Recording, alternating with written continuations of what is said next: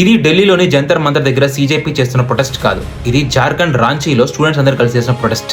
ఇక్కడ ఈ స్టూడెంట్స్ ఇంత భారీ రేంజ్లో పగలు రాత్రి తేడా లేకుండా ఇంత భారీగా ప్రొటెస్ట్ చేయడానికి మెయిన్ రీజన్ ఏంటి అంటే, జార్ఖండ్లో పబ్లిక్ సర్వీస్ కమిషన్ యొక్క ఓఎంఆర్స్, స్టూడెంట్ ఓఎంఆర్స్ ఏవైతే ఉన్నాయో అవి లీక్ అయినాయి.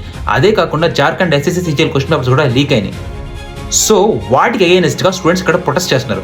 ఆల్రెడీ గవర్నమెంట్ ఈ పేపర్ లీక్స్లో ఎవరైతే ఉన్నారో దాంట్లో ఇన్వాల్వ్ అయిన 11 మెంబర్స్ అరెస్ట్ చేశారు. దీంట్లో ఇంకా సిఐడి ఎంక్వైరీ చేసి ఎవరైతే ఇన్వాల్వ్ అయినారో వాళ్ళని పట్టుకొని వాళ్ళని సీరియస్గా పనిష్ చేస్తామని చెప్తున్నారు. బట్ స్టూడెంట్స్ మాత్రం ఇక్కడ మాకు సిఐడి ఎంక్వైరీ వద్దు, మాకు సిబిఐ ఎంక్వైరీ కావాలి అంటున్నారు. ఎందుకంటే లాస్ట్ టైం కూడా ఎస్ఎస్సీ సీజీఎల్ పేపర్ లీక్ అయినప్పుడు మీరు సిఐడి ఎంక్వైరీ చేశారు, బట్ దాని నుంచి అవుట్పుట్ మాత్రం నిల్, మాకు ఏమీ జరగలేదు. సో మాకు ఈసారి మాత్రం సిబిఐ ఎంక్వైరీ కావాలి.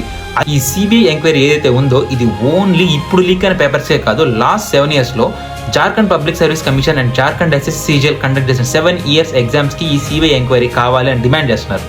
ఈ ప్రొటెస్ట్కి స్టేట్ నుంచే కాదు మొత్తం ఇండియా నుంచి చాలా పొలిటికల్ పార్టీ సపోర్ట్ వస్తుంది, ఇంక్లూడింగ్ కాక్రోచ్ జనతా పార్టీ కూడా.